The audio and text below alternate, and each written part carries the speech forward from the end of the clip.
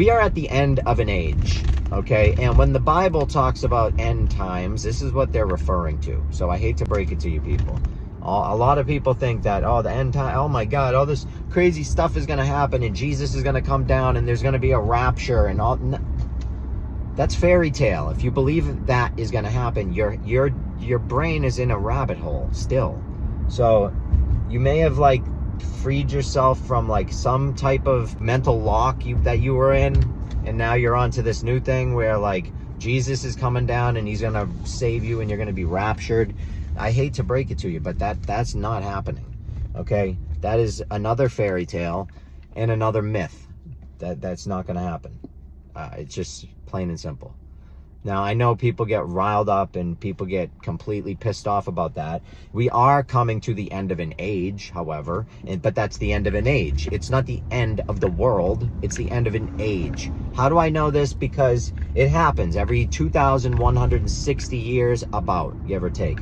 And what happens is we shift constellations. We shift the constellation that we're in. Right now, we're in Pisces. We're going into Aquarius. How do we know this? Well, you can tell what year you're in, what era you're in, by, I believe it's on the spring equinox, if you look out where the sun is, and when the sun set, I think the true way to do it, because you can't see the stars with the sun out, is 1 hour after the sun sets. And you look where the sun is, and where whatever constellation the sun is in, that's what age you're in, okay? And this changes. Now, every year it changes. Every night it cycles above us. Every month it changes, so that everything cycles right above us, and whatever, like, you know, people are Virgos or Pisces or Aquarius or whatever they are, and that changes obviously every month because we have the birthdays and the 12 zodiac signs. But it also, what people don't realize too, is the age changes as well. So the science has figured it out, and you know, just so a lot of scholars have figured out, it's around 2,160 years that this changes. Now, why is this interesting? Because the change, when you learn what the year is, what era we're in, you can then start to read the stories in the Bible a little bit differently. You can start to see them a little bit more clearly and what they are actually representing, okay? Because we are in Pisces. It goes on for 2,100 years, say, give or take.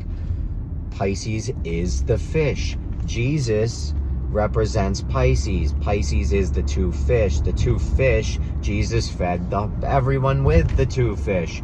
Now, Pisces is the fish. What was before Pisces?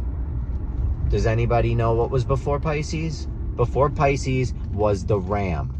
Okay, now also in the Bible, when Moses came down from Mount Sinai, which is actually Sin and Ai. Sin was another god way back in the day, and Ai was the word for mountain back in the day. I forgot what language, but it was an old language, Egyptian or something. But so Sin Ai just meant mountain of the gods. That's what that actually means. So Moses came down from the mountain of the gods with the tablets, okay, with the law. He was the lawgiver. He came down with the law tablets and he threw them on the ground and broke the law. That's where we get breaking the law from. It was Moses that threw down the tablets. Now, when Moses threw down these tablets, he came down from the mountain because he was mad because they were worshiping a golden calf. Why were they worshiping the golden calf? The people at the bottom of the mountain. Because they were previously in the year, the era, the time of Taurus, the bull. They were praising the calf, and they were in an age change. It was a 2,100 year age change. So 2,100 years ago, about, give or take, whatever, we have Jesus. Before that, in the Old Testament story, we have Moses. That was Aries. He was coming down. he came down and said, we cannot worship this anymore, this calf. We're changing it up. And he gave them the ram's horn. That's why even the older Hebrews, they still have the ram's horn. They blow in the ram's horn. It's all constellations and age changes. So when we see that we're coming to the end of the age, which they talk about, they reference this in the Bible many times. And I'm going to get into that later. I have those exact references written down. I don't have them memorized right now, unfortunately. But I have about 10 biblical quotes in Romans and Job, and just a lot of stuff. Let's see, I mean, actually, it's all over the Bible. Revelation, Genesis, and it talks about exactly what I'm talking about here. The end of an age. And what does the end of an age mean? Exactly what I just explained. It means the shifting of the constellations above us. Now, why is this significant?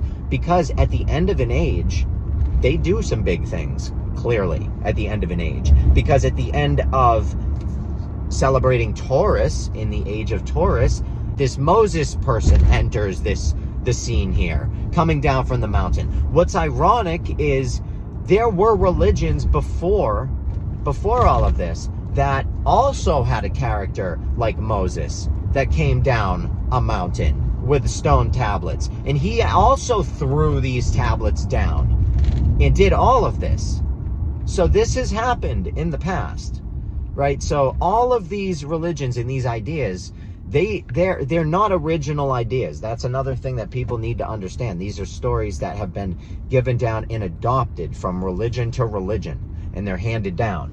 So like that's a whole nother thing, and we don't need to even really dive into that right now. But my point is, when you learn about the constellations, the stories, all the gods and goddesses, you start to crack open some real knowledge.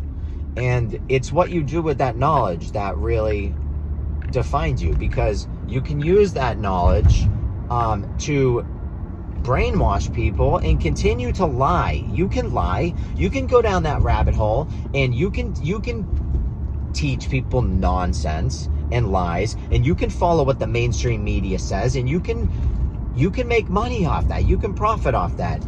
You know, I could be telling people total nonsense right now. I could be playing this whole game, this end. Oh, it's coming to an end. I could be playing off that fear. I understand how fear works. I could be playing off that. If I really wanted to, I could be completely manipulating people in that sense, because that's what everyone does. That's what the mainstream does. It's a mainstream manipulation that plays off fear, and it plays off it's total nonsense. And until people start to understand that, I mean, nobody really knows the truth until you start to understand exactly what's going on, because it's just, we're not going to be raptured. None of that is happening. But what's scary about the whole thing is that at the end of an era, at the end of an age, they usher something in to switch it out. And what is going to be ushered in? That's what we need to be concerned about. So I'm trying to catch people up right now to the truth, so that we can all be on the same page. So when this new thing comes ushering in, when they bring in whoever, the next Moses or the next Jesus, because that's what's going to happen. They had the Egyptian gods worshiping the bull, Taurus. Then they had the others coming down here, worshiping. Moses came down. Now Moses is worshiping the ram. Then they have Jesus, the fish. Who are they gonna usher in for Aquarius? Who? I'm wondering. I seriously, I'm curious. Who are they gonna bring here?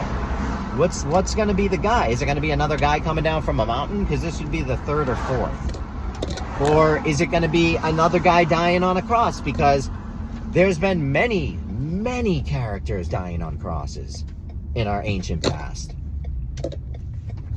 I'm just really curious what it's going to be. That's all. I love you all. And this is for entertainment, obviously.